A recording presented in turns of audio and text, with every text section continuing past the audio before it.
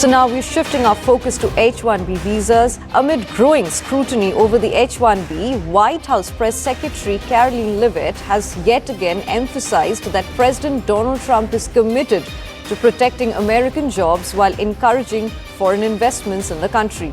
The Trump administration stressed that the end goal is always to put Americans in those jobs. Listen in.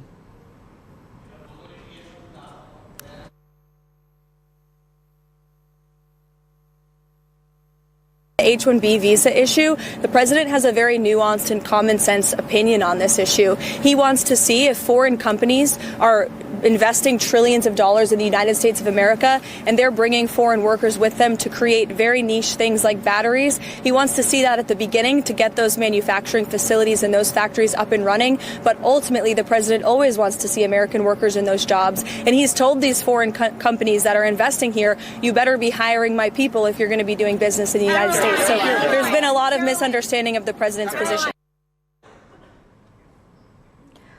We have CNN News 18 Siddhant Mishra joining us live right now. Siddhant, so the Trump administration has always stressed that the end goal is always to put Americans in those jobs. Now, did Karoline Leavitt offer any specifics on how the administration decides which industries truly need foreign talent versus those that don't?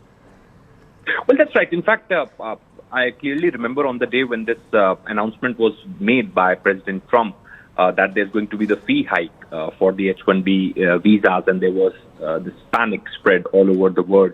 In fact, people had started returning back to the United States, things like that. In fact, in that order itself, in that notification, you say, or gazette by the United States government, it is very clearly mentioned that it is a prerogative of the United States government, the concerned department, to decide whether a person who is being hired is required in the United States or not. So, they have kind of become the authority now.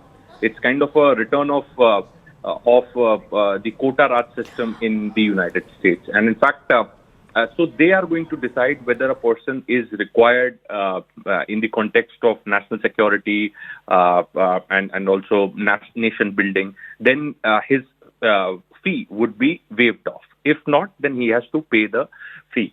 But having said that, look, the MAGA campaigners, the MAGA camp of President Trump has been demanding it from a very long time.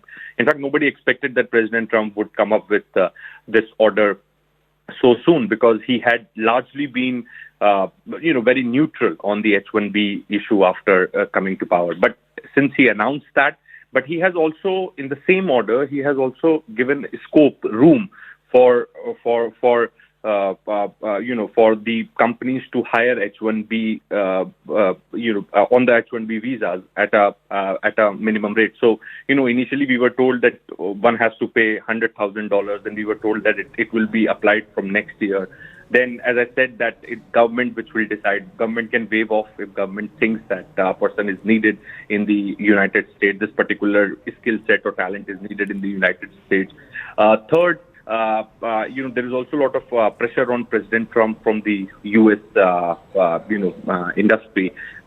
So definitely there is room, there is indeed a scope. But politically, perhaps this is the projection which President Trump wants, his press secretary wants. This message should go out that he wants Americans to be working and in any factory or industry. And perhaps that is exactly what President Trump's press secretary has reiterated. Right. Thank you, Siddhant, for sharing your input with us. And with that,